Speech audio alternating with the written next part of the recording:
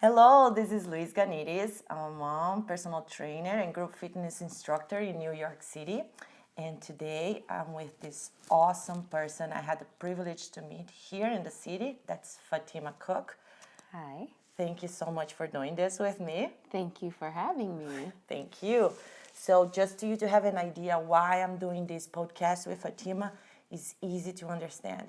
It's like imagine you're on the beach and you see that family coming, and like he looks extremely fit, she looks extremely fit, and they have a daughter. And then you wonder, and the daughter, so healthy and so pretty, naturally pretty, so they so naturally pretty. Thank you.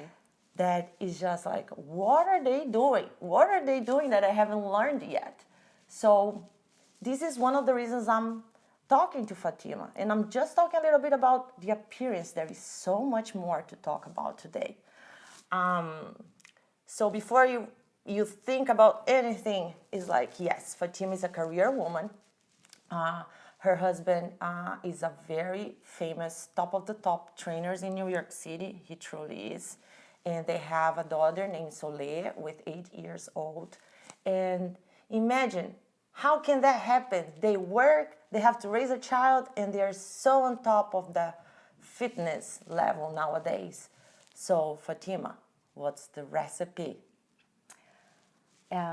It's not really a magic pill, or there's nothing special to say except that we live what we believe. We move, we eat, we breathe, we do everything it takes to live a healthy life, and we just believe in it so strongly that it's important to us. It's our primary way of being, and we bring that to our daughter as well. Yeah, and it's so clear to see. It's so clear to see it. And some people think it's like a sacrifice to live that lifestyle. And this is what I want to bring to light. That's why I want to make so many questions today about what you eat, what you guys eat, what is in the plate, how many meals a day, what kind of exercise or movement, like you correct me in the past when we were talking about all of these aspects. So there's so much to talk. Fatima, let's start with the nutritional aspect, right? Well, it all goes hand in hand. And really, what I believe is, and my husband and I also, and my daughter, we all went through a learning curve and sort of had to learn from our mistakes. And so, what we believe in is eating real food, like whole foods. I personally love to cook, so it makes it a little bit easier. But we make as much as we can from scratch. We know where we get our food. We eat a ton of vegetables, We eat meat. We eat a lot of fat. We eat a lot of, we eat dairy. We don't eat a ton of dairy, but we do eat dairy. But we have really good sources, or we source specifically really good, high quality, clean, simple foods. And that's kind of the recipe. Okay. For example, how many meals a day do you have? So that depends. We are big proponents of fasting. My husband and I. My daughter, no, she's 8. She doesn't fast. But we will do sometimes 24-hour fasts, sometimes 16-hour fasts, sometimes 13-hour fasts, and nothing's like a hard rule. But we do incorporate a lot of fasting into our lifestyle. So for me and Greg, we'll have 1 to 2 meals a day normally. 1 to 2 meals a day? Yeah. Okay. And we're not snackers. We don't snack. And for Soleil, she'll have 3. Okay. This is important to talk about because so many people still have that idea they should eat every 3 hours, right? Because this used to be the concept some long years ago, And you right? know what? Everybody's different, and depending on where you are in your life and in your health, you may need to eat 3 meals a day or have more meals. So it really depends on the health of your adrenal glands and how exhausted you are and how tapped out you are. Your body may need more fuel to recover. So it Depends. It depends. Yeah. But it's totally fine not to have 3 meals a day. If you're in a good place in your life, in a healthy state, it actually is very healthy to help let your body rest and clear out your cells and clear out your whatever you've digested from a previous meal. That's why you go for these fasting periods, because you want to, like, a period to cleanse and... Yes. Okay. And once it sounds like a really, oh my God, you're not going to eat, but it's not difficult at all. I never tried to do the 24 hours, like, because maybe I'm not there, and I'm so glad I'm talking to you, but I haven't done it, and I've read that it's really good for you to cleanse your digestive system. Sounds like the meat takes some time to be digested, and that would be one of the reasons. It's not just meat, it's everything. And your body needs to clear out, like, just specific things in your body. Your cells need to clear out. How many for, I don't like... want to get too geeky here. Yes, I promised her I wouldn't get too many details neither. But otherwise, we're going to take this forever. Not that I wouldn't like, but we have so much to talk. But I just wonder how often you should do, like, this 24 hours fasting, for example. Again, it depends. Depends. We do it, I want to say, once a week. Once a week? Yeah, some people do it many times a week. Yeah, I've heard. But we eat really well at dinner when and we eat early too. We try to eat as early as we can, as our schedules will allow. So that makes it a little, I don't know why, it makes it easier. We also go to bed early. Trying to not eat that late before going to bed. Yeah, right? That's also good, because another thing that's very important to us, important to your health and important to your longevity and your living a long, but not just long and healthful, active, like, vivid, alive life, is sleep. And so eating well into, like, later into the night makes it difficult to sleep well. Yes. I was reading one article once with a Wolverine guy. I don't even know if I'm saying his name properly in English. Jack something, I forgot. And he was into the intermittent fast, and he was telling how Hugh bad Jackman? Yes. He's amazing. Yeah, what he does to his body is amazing. That if you would look to Greg and to you, that's almost the same. Sorry, talking about Greg like that, with all respect. But yes, he so is amazing. So yes. So he was saying how much his sleep improved. When I'm able to do this, to have dinner early and then stop eating, because I have this problem of trying to cheat afterwards a little bit, and then one thing links to the another. I feel affects so bad the sleep. So it's wise, right, to let your body just rest before going to bed and not being busy digesting, right? Yeah. And you don't want to be hungry, like starving, but you also don't want to be full, and like it takes away from your sleep. And then so then you and Greg generally don't have breakfast, different from Soleil, right? And then generally 1 or 2 meals a day. Yeah. We always eat dinner together as often as possible, which is most days of the week, unless one of us has some other engagement. Okay, good. Family meals. Yes. We've made it a priority. Yeah, you're right.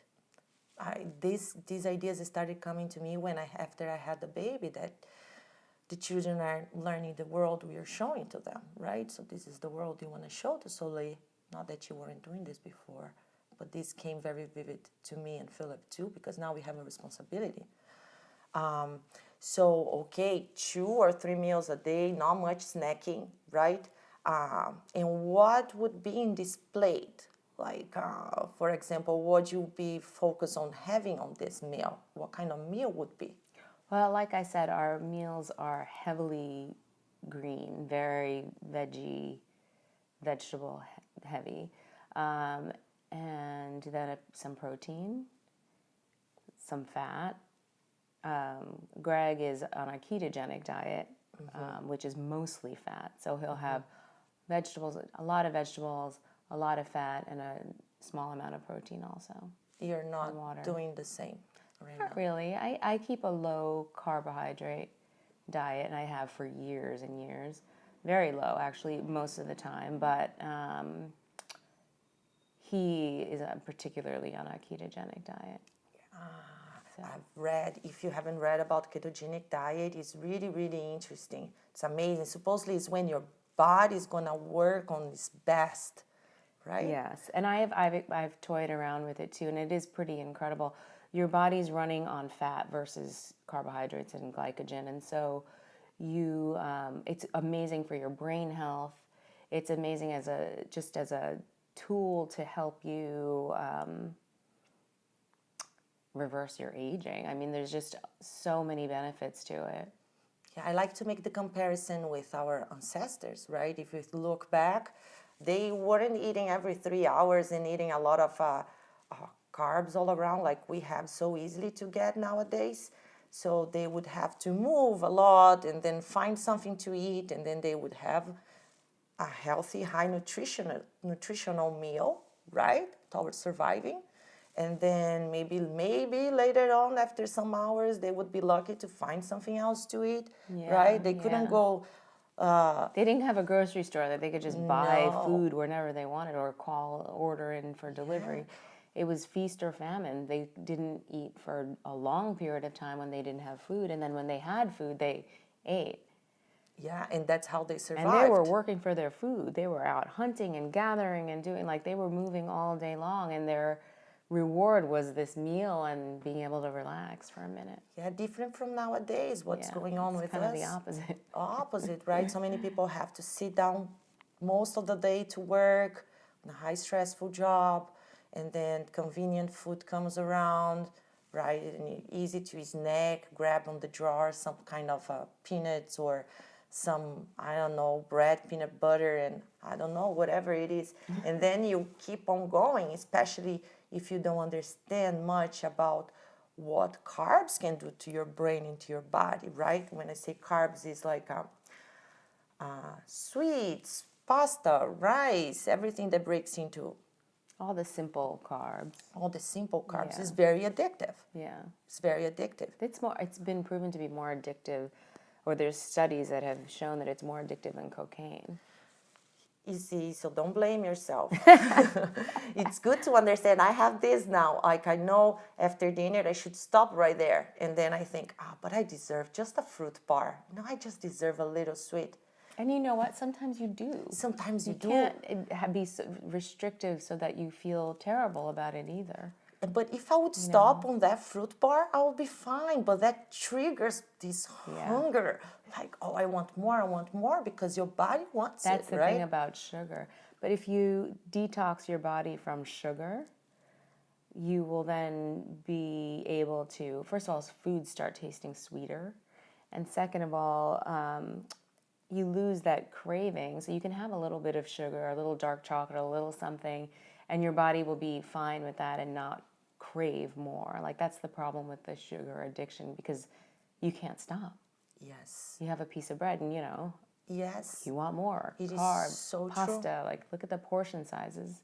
Yeah, and you don't think like, okay, so I'm just gonna have these artificial sweeteners because they're It's almost the same triggers. Yeah, your body's understanding is something sweet there, even though it's not the sugar itself. In your brain, it's interpreted as, Exactly. And it's all the same. I remember when I came from Brazil, because Brazil has a very different idea about health and fitness. Hopefully, this idea is going to change soon. But I used to be like a lot of artificial sweeteners, a lot. Yeah. And then when Philip started saying, no, this is so bad for you, whatever, Philip, my husband. And then I started cutting it. I would have a coffee. I would put like 4 or 5 packs of brown sugar in it in the beginning because that tolerance of sugar in the sweet of my so brain high. was so high. What's even worse about the artificial sugars is that they're all chemicals. They're all chemicals. Who knows what it's actually doing to you? Yeah, and how if your body is able to process it, what's going on, Yeah. right? Which goes back to the whole thing. Like, we eat what we know, like what ingredients I know, what is clear to me, what this means and what that means is, I can interpret it. But if a label has anything that I can't decipher, I'm not buying it. What hell? It is crazy. Because if you read the ingredients of a lot of convenient food nowadays, you see so many different names. You think you're getting a sweet potato fry, but there's so many other things, like even something like that. Yeah, it's crazy. And I want to get to this point about the supplements because, okay, it's like vivid if you research a little bit nowadays that the clean diet, it's a great way to go, right? Ketogenic diet, intermittent fast. There are a lot of things out there that you can start reading and learning. But some people try to follow the protocol of the clean diet, start going after it, and then they supplement. And then they go to their supplements and you look at the ingredients label, it's like, what is all this? You don't even can say the name neither. Yeah. So there is a misconception, right? Do you and Greg supplement or We even do. Soleil? We do. We take a probiotic, all of us. We take Probiotic. probiotics, and we switch different. I mean, I think it's important to switch to different strains and different, so you're getting a variety of strains. We take magnesium. We take certain things. Okay. But nothing like a whey protein No. or no. No, Do you take vitamin D? I don't take vitamin No, D. you don't. I don't wear sunscreen. Yeah. I try to expose myself to the sun at least a little bit. Like I don't stay in the sun enough to get a sunburn or to get like to feel it, but I at least half an hour, I'm fine without sunscreen. I try to absorb vitamin D, and it's hard because we're in New York, and often there isn't much sun to be had. Yes. But when there is, It's good to take a little it's good sun, to take some right? sun. Yeah. How did our ancestors made it through In it? fact, I just heard recently that if you wear sunglasses, you're more prone to getting sunburn because it blocks the light in your eyes, which helps protect you from sunburns. That makes sense. That makes sense. Philip was telling me something about this too, and something connect to the third eye. I don't. Yeah, some crazy thoughts. Yeah, I don't know. Sometimes Philip starts saying some things, and I'm like, okay, but Okay, anyway, thanks. women know better. Women always know better. It's true. Okay, so we got kind of an idea. Not too many meals a day, right? No snacking. Depends person to person. And if you're a bodybuilder or if your goals are, if you're an elite athlete, which I'm not, but if you are and You look like. thanks. It really depends on what your goals are, like how you eat. And people have to, there's no one diet for everyone. There's no one solution. I think the basic rules are eat real food, eat whole foods, eat clean foods, drink a lot of water.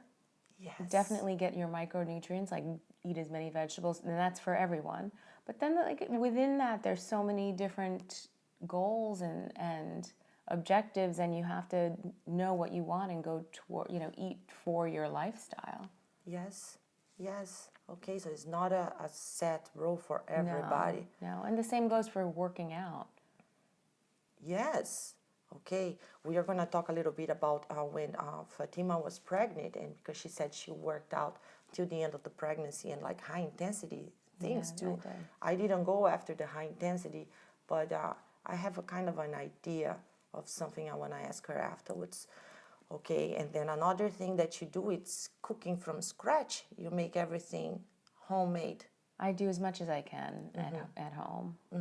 And like I said, it's really, it's such an amazing creative outlet for me. I love doing it. I'm like a foodie. I love the taste, the smell, the handwork, like just that it's very tactile for me. Yeah, I had the privilege to have some 1 or 2 meals from Fatima. I gotta say, the richness on the spices, everything, so nice. Oh my God, Philip is a good cook too, but you were very impressive.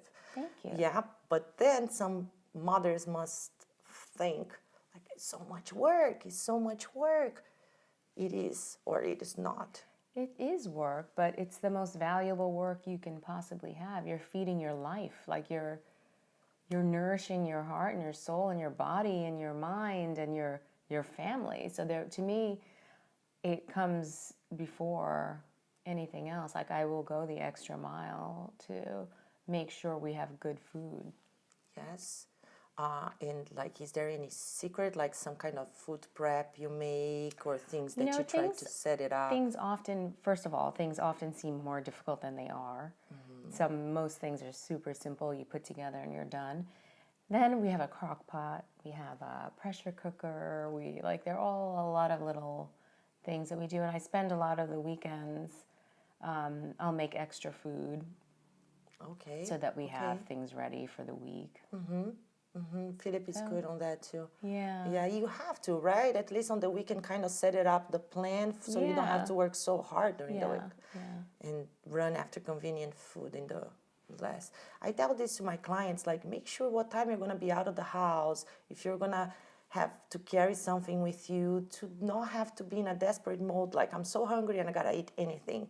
And then you're going to end up eating grabbing something that is not very healthy for you. And it's easy to scramble up some eggs.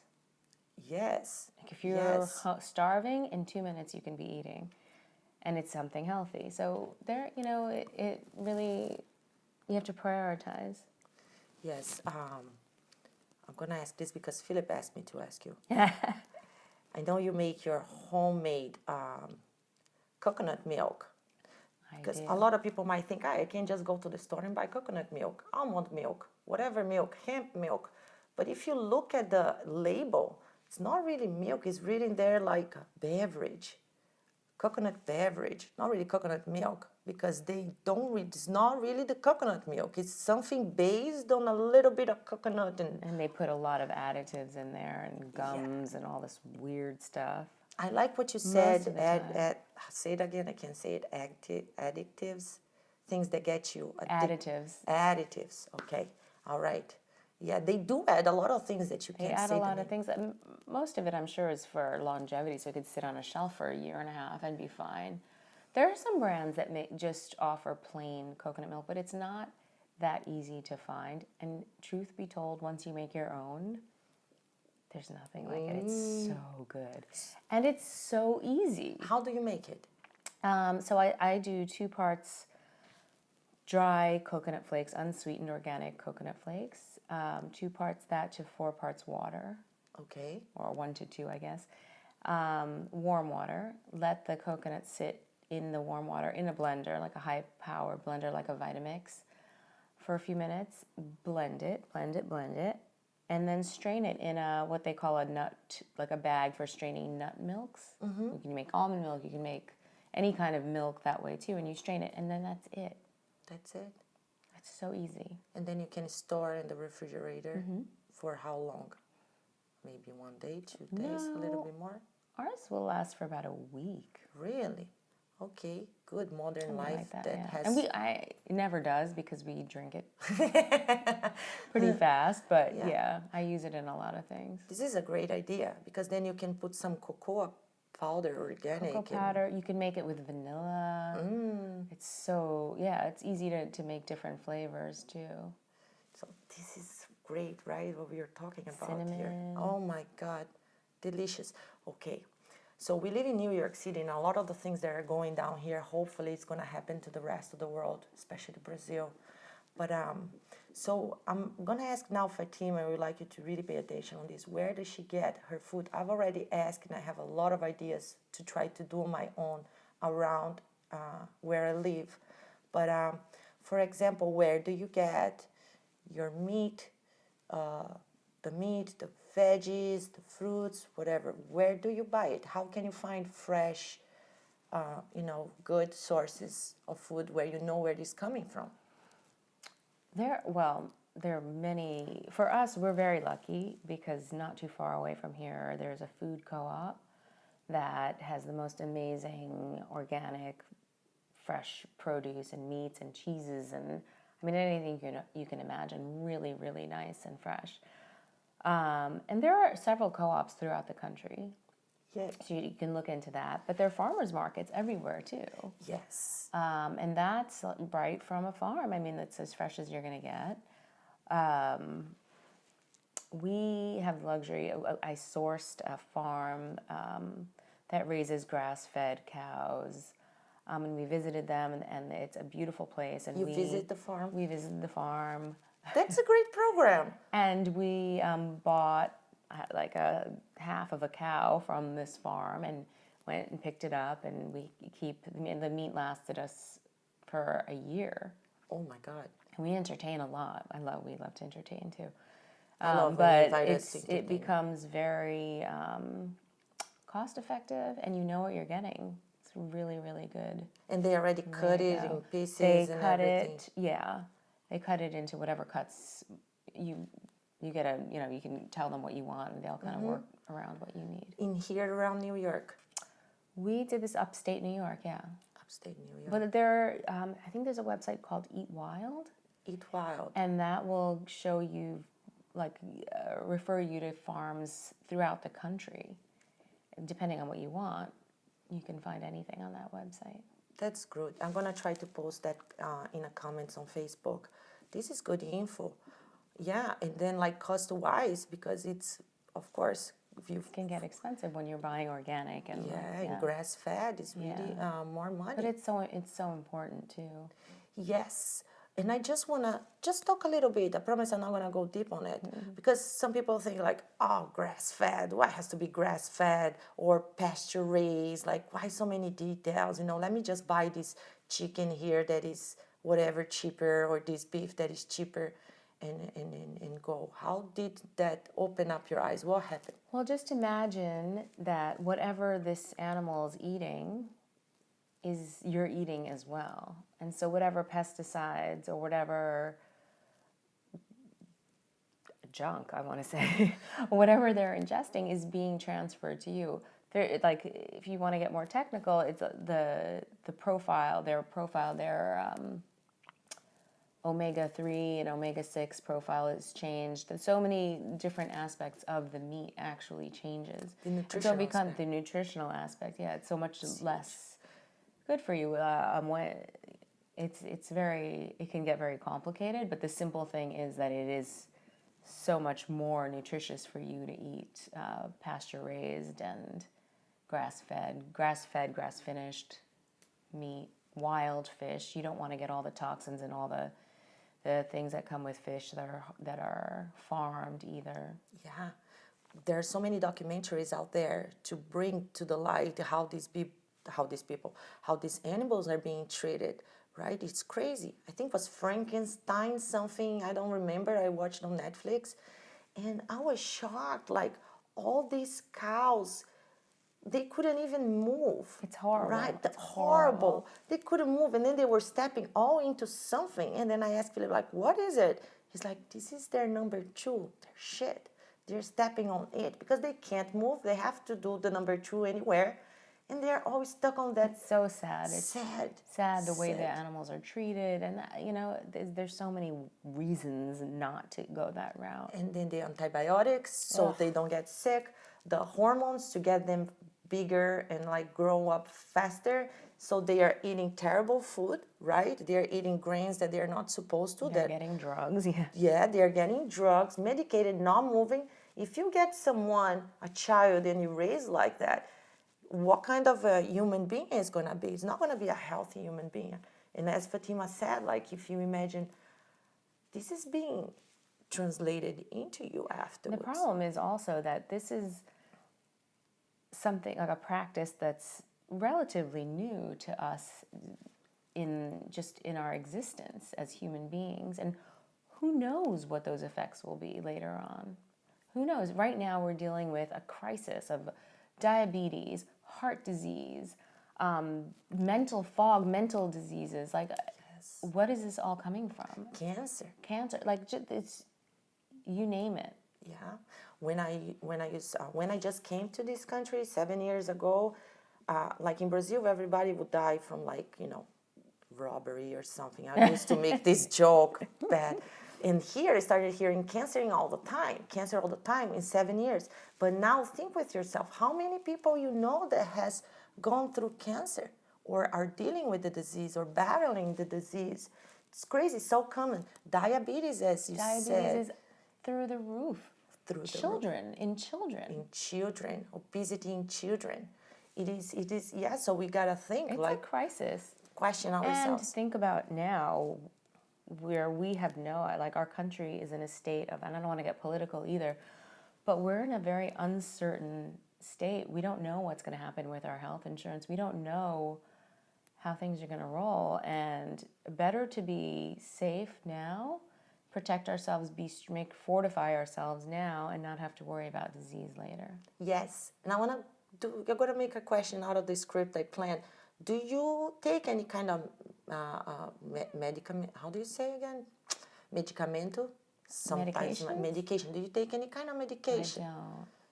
Headaches? Nothing. No. Nothing. How many years, if you look back already? At least a decade. Crazy, right? Isn't it? I'm not gonna say like in 5 years, because since when I started really changing my diet because of the influence Philip has in my life, I took the anesthesia giving birth in the last minute. I wanted to avoid, but besides that, I don't take anything, neither headaches. I don't even get sick anymore. So it's a lifestyle that you do invest money on your eating habits, Yeah. but you gain on other aspects, right? And there's so many other, like if you have a cold, there are other natural remedies that you can do that I've done, and they work. We're gonna have to do another podcast just to talk about these things. Okay, now I want to ask about drink. So, I love do to you drink. Well, I want to ask you about juices, about milk, about water, and about social drink. So let's start about juice, because juice is supposed to have sugar too, right? We don't drink any juice. No juice, neither in a box, neither fresh squeezed. Soleil will have a fresh squeezed orange juice as a treat twice a year. No, I mean, whatever, very, very rarely. Because it's the load of sugar coming from the fruit I'd rather too, her right? eat an orange or have, Exactly. And she's fine with that. She's used to that. Well, people don't understand, when you juice, you're depleting, whatever, taking the fibers out of the fruit, right? So when you juice, you're taking the fiber, so you're getting that digestion too fast, right? Even though you still have the nutrients, and you don't really want that to happen. I'll blend You blend it, okay? Blend is and make smart. something. Yeah. That way, whenever we do it, it's mostly vegetables. Some weird concoctions that we'll put in, like I'll put turmeric and a little black pepper, or, just add little tricks of the trade into juices also, but they're blended. Okay, blend it, because then you keep Then a little bit of the fiber. Well, you have the whole thing. The whole plant is in there. I'm very into like green juicing with almost no fruit, just because, to secure I'm having the nutrients, as sometimes you There is a powdered juice powder that I do really like, I have to say, and it's called Organifi. Okay, I need that information too. So it's And it's just, I can't even list all of the things in it, but it's got ashwagandha, it has moringa in it, it has a lot of super foods in there, and it tastes really good too. So there is some convenient food coming out there that are more towards. And listen, okay, we do live in this world. Every once in a while you're going to grab something convenient, but there are really good convenient things out there that will do when you need to, like seaweed snacks, which is salt, seaweed, and olive oil. Yeah. And make sure it's olive oil, not like all the other crazy oils, but that's fine. We eat sardines. I eat cans of sardines all the time. Really? Sardines and olive oil. Like, okay, there's nothing wrong with that. Yeah. Kale chips, right? Kale chips. But you have to look at the ingredients too, because there are so many some brands that have a lot of different additives in there. But if you know what's in there and you need to grab a snack, grab a snack. Yeah. Okay. So read the ingredients label, right? Know what you're eating. Know read. what you're putting in your mouth. You're right. Okay, and milk. So you said milk. that you guys go for some dairy, We right? do go for some dairy. We'll eat. I love cheese. We try to stick to raw cheeses. And dairy too. We stick to raw dairy, and that is a little bit of a problem in New York. We have a delivery service that brings.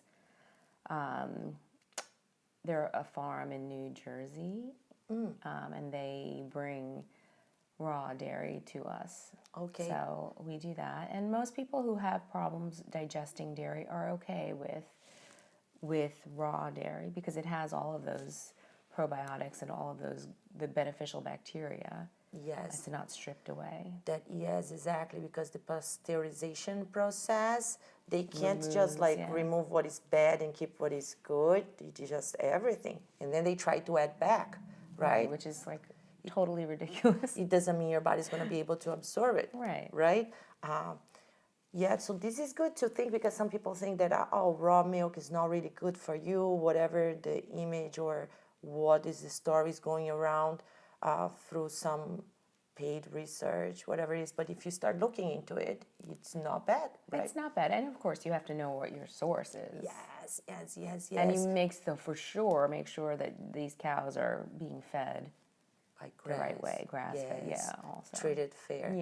Yeah. I was reading something about this and made a lot of sense. Like the problem is not really the milk itself; it's how these cows have been treated, right? Like what is coming, how these cows are being treated, and how this is translating into the milk, and then comes the pasteurization process because this milk is supposed to be bad for you, of course, because of the way these cows have been treated. So if you go for a good source of milk, right, from good cows that was treated in a happy cows, you can have the benefits from the milk. Yeah. Okay, and that's healthy fat, right? Yes. Some good protein Some really in good there. fat. Good. See, okay, milk. So no pasteurized. And no pasteurized, but we don't overindulge in milk either. It's like Okay. we eat yogurt, Butter, cream, yogurt, homemade yogurt. homemade yogurt. Another super easy thing to make. Do you think you could tell?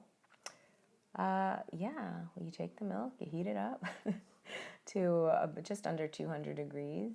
Let it cool to about 110. Then you mix in you can start with a packaged yogurt and mix in a little bit of that, mix in so you get all the bacteria. So you mix that in, and then we have a dehydrator, so we dehydrate it at about 110 I like it pretty tart and thick, and so we let it go pretty long.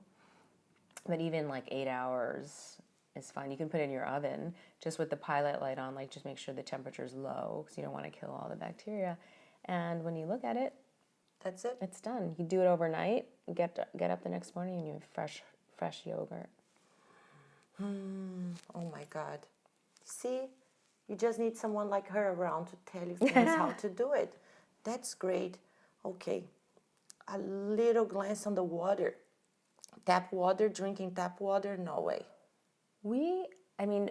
If we had access to a spring, I would drink spring water.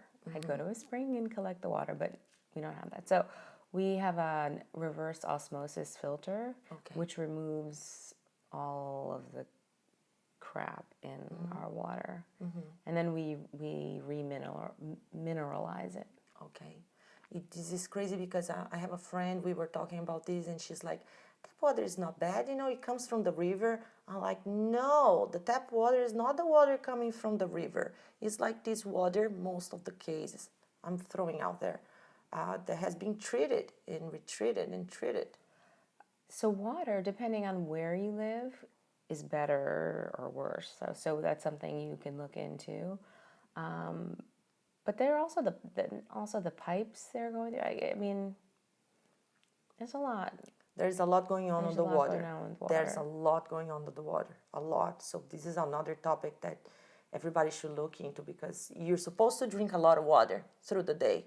even like if you have problems losing weight, sometimes you gotta look at something so simple. If you ingest more water, your metabolism would work better. You would have more energy to work out. Little detail like that. Your body is over 60% water. Your brain is on a whole 70+% water. Like imagine how much water, like you need water. You need water, but then you need good water. Yeah. Right? Yeah. Okay, and when you want to drink a little, like social drink, something to relax. I love wine. I'm a big wino. Again, there's so many additives and so many like things that make wine, especially in this country where there are no good rules, I guess, for what you can put in your wine. Okay, that's good. Yeah. We source wines that are low sugar and have been tested for all different types of additives. And there is a company called Dry Farm Wines that does this for you. Most of their wines are European. Well, because in Europe also their standards are much higher for all food, by the way, but for wine as well. And so we'll drink those wines. Okay, We'll drink, socially 1 or 2 glasses on the weekends or here and there. We're not like drinking, pounding down bottles every night. Dry wine. Dry farm wines. Dry farm wines. Yeah. Okay, good tip. Anything else besides dry wine that people could think about? Okay, I don't really like wine, or is there something else that... Yeah, I mean, I like vodka. I'll take a martini once in a while. I like tequila. Tequila with a little lime. It's just really doing it in moderation. Like, I personally have never liked actually feeling drunk. That's the worst feeling to me. But, having a glass of something or to a relax cocktail a little bit. I don't see anything wrong with that, personally. Yeah. And I don't do anything sugary. The sugar is really, I think... Yeah, you don't want to get on the way of what you're going through, your eating habits. Yeah. Okay. All right, good. Okay, so this session towards the nutritional, I think we got a good aspect of what's going on and what you guys do, right? I want to get to the second piece of this pyramid.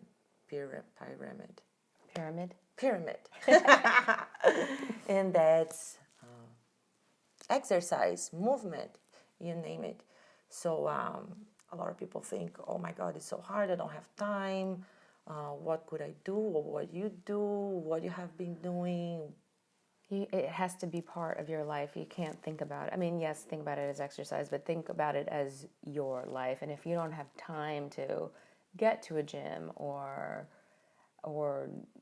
something like that, take a class somewhere, you can still move. You can do jumping jacks at home. You can swing a kettlebell. You can go on a bike ride. You can take a long walk. And all of this counts. It goes back to what we were saying before about how people used to move. They moved to live rather than live and then try to fit in movement.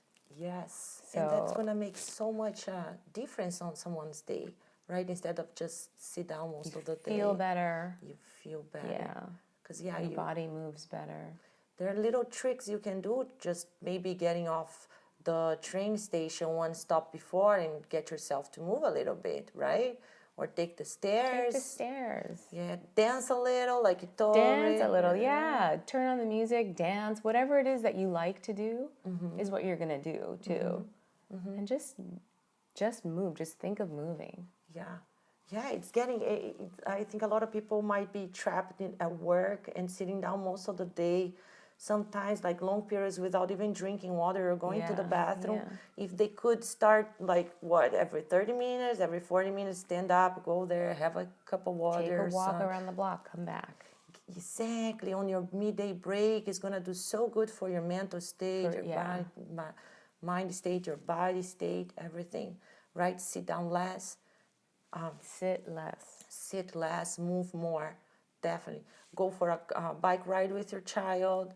Right? Go to the playground with your child. To the playground. That's so challenging. Swing around, play tag. Yeah, run after them. And do it now so you can still do it when you're a lot older. The minute you stop, Yeah, sometimes like I'm playing with Kawe at the house, Kawe, my baby, and then he's crawling all around. I try to keep crawling all around. It's really challenging. It's really It's really challenging. challenging. It's exhausting. Yeah, and you almost can't keep up with their energy because they have so much energy. Yeah, it is crazy. But then if you want to work out, you, for example, okay, I want to go work out. What kind of exercise would you do? Would you go like for a long period, short period bursts? Greg's classes. All of the above. If I could take Greg's classes all the time, I would, because he's my husband, but I'm not biased, I have to say. He's amazing. He really is the most inspiring coach I've ever met out there, and he really lives what he talks. Like, he knows what he's doing 100%, and he's amazing. So, but whatever, anyway, I can't always take his class. No, I hardly can. I had the privilege to go to one of his classes. I was really impressed because it just opens up your mind as a trainer so much, because a lot of people has the concept that you just like go there and kill everybody, make everybody do 80 push-ups, 200 burpees, and it's not about it. No. We're about the least effective dose, like the least possible you can do to be your best. Exactly. So my workouts are between sometimes 20 minutes, sometimes 10 minutes, sometimes 5 minutes, up to about an hour, if I'm going to do a workout. And it really depends. Like, I really try to vary doing just steady state bike rides, or we have a stationary bike in our, You have a stationary bike. You told me you Yeah. have kettlebells. We have kettlebell. So sometimes I can't fit in like longer periods, and I'll just swing the kettlebell throughout the day, do like 25 or 50 at a time, and just throughout the day come back to it, and when I need a little break, do it again. You don't even break a sweat. You just do it and you're done. And you're moving. And you're moving. Building muscle mass. Or I'll do burst training, and that's so fast, and you're done. Challenging, but quick and easy. And you feel so good afterwards. And you feel so good. I do strength training also, mostly with kettlebells. I jump rope. We have a mini trampoline. I love the trampoline too.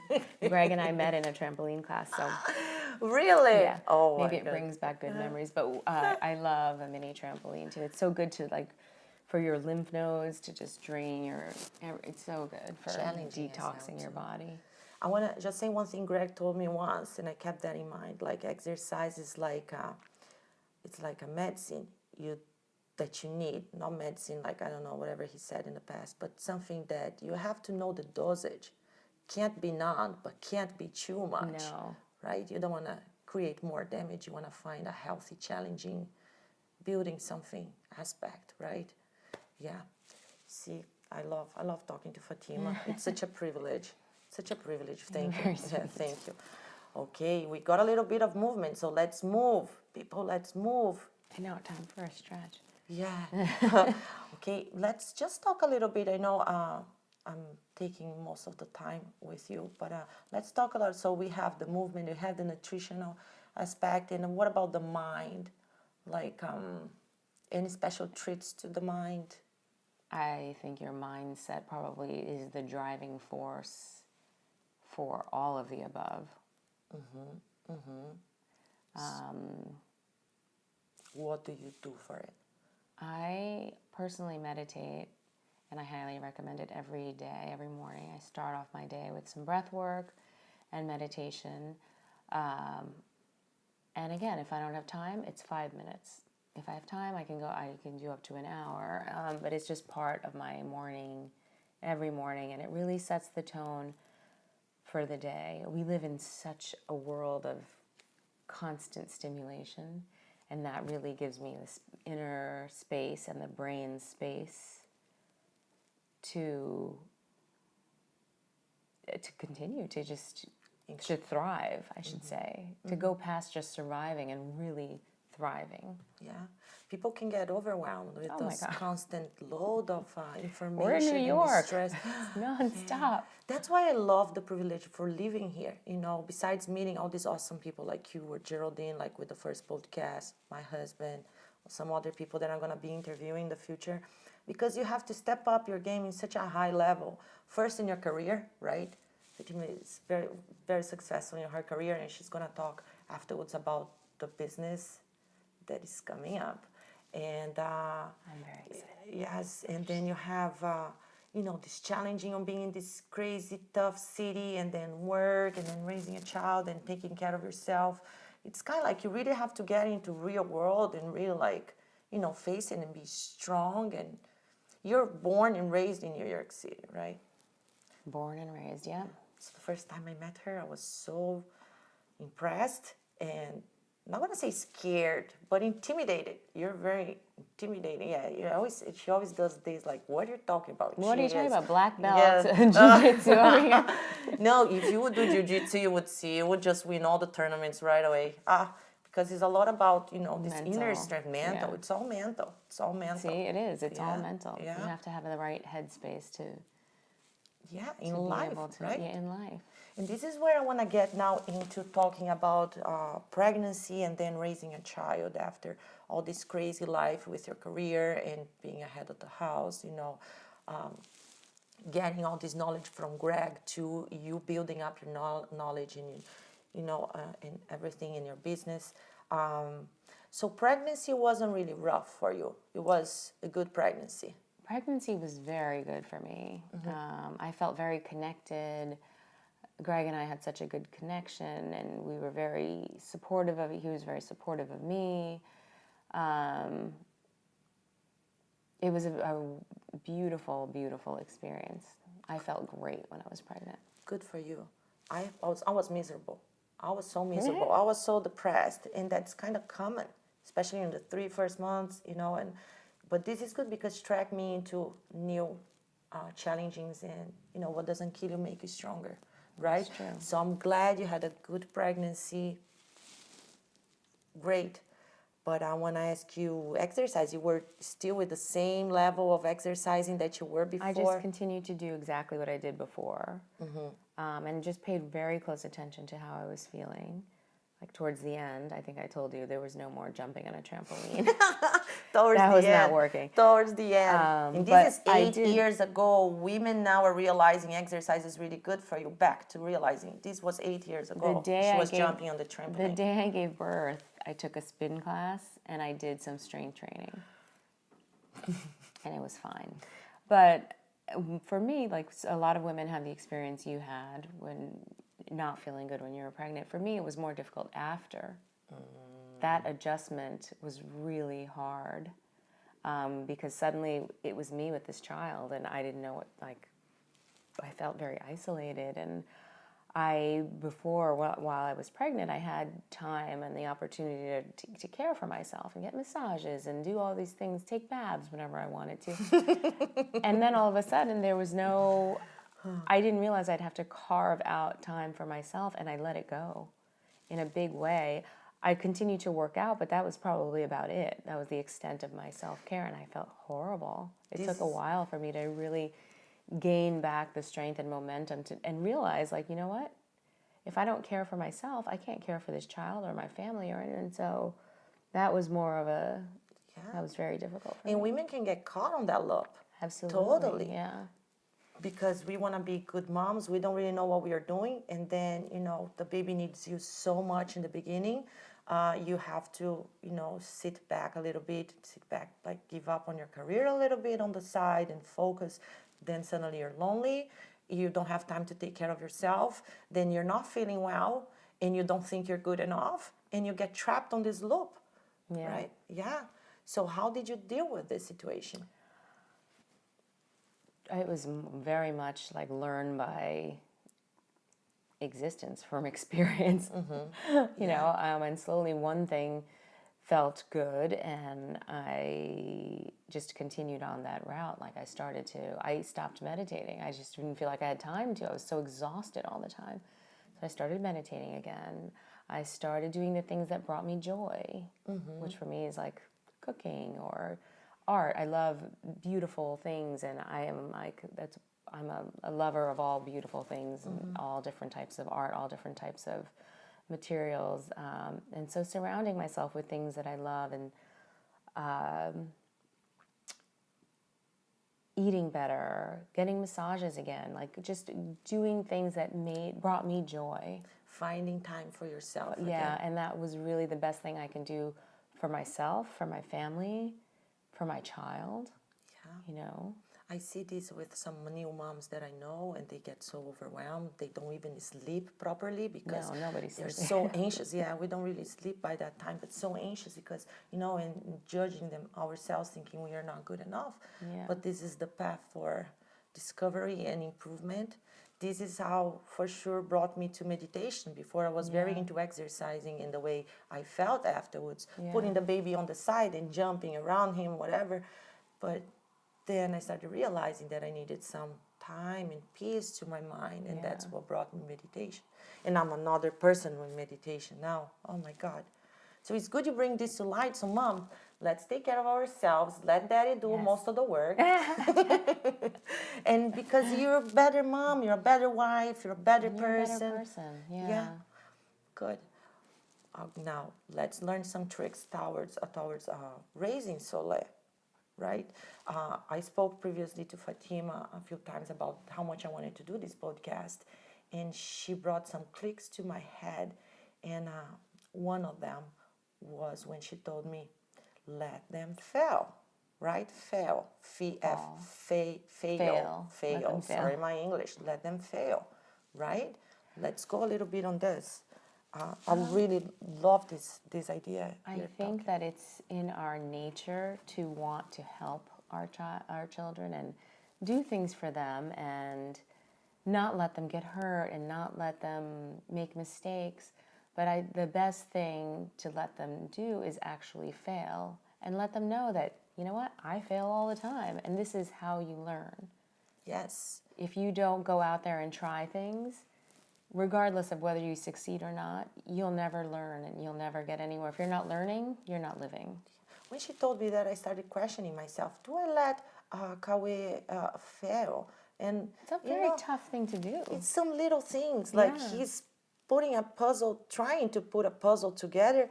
I wouldn't even let him try to do it. Like I already grab his hand and show him how to do it, and it's like instantaneous, or like he falls, he trips, and like I already want to let him help him stand up.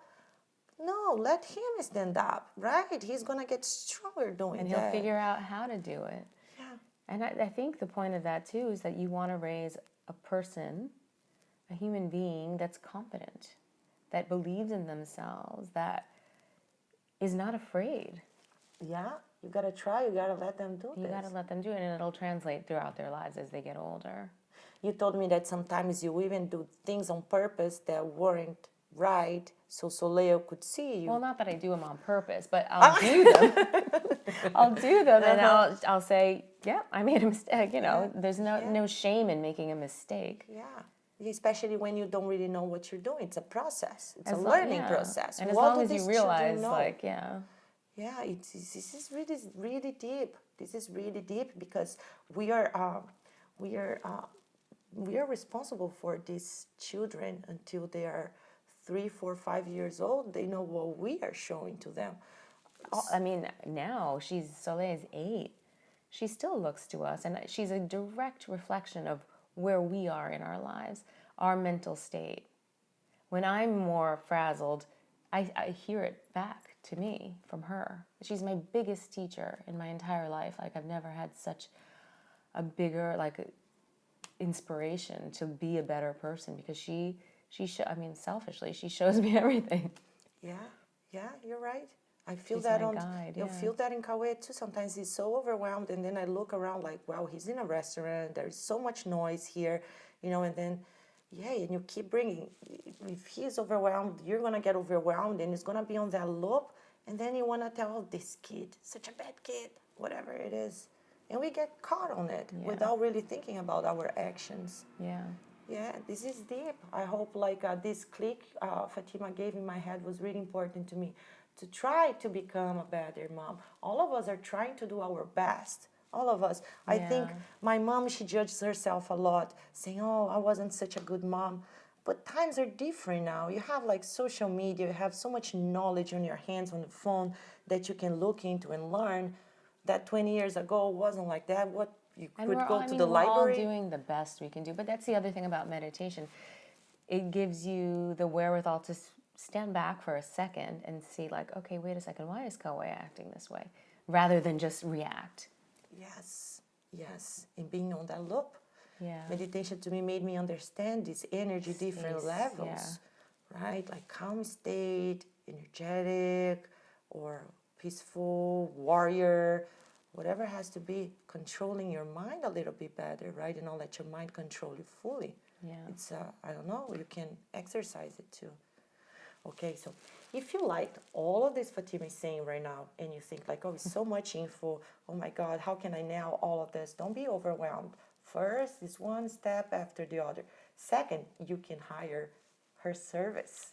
So Greg and Fatima are opening a new business. I'm so glad to be interviewing her before because they're going to have so much money soon that I can't even going to talk to them anymore. So I want you, please, Fatima, explain about what are the plans with this new business? What is it about? So the business is called Zoa Life Force. And basically, it's we are here to help you strengthen your life forces in order to be able to handle the ordinary and extraordinary challenges of life with ease, with fluidity, with joy, with power, and with resilience. Okay. And we have put together several different programs. They're all custom, very bespoke programs, so they'll meet exactly what you need. And help you address wherever you are in whatever stage in life. Rethink age, rethink what you think is going on in your life, and be able to handle all of that. Okay. So through what we believe are 6 different aspects: nutrition, movement, sleep, mind, environment, and what is the 6th thing? We are going to get back to it.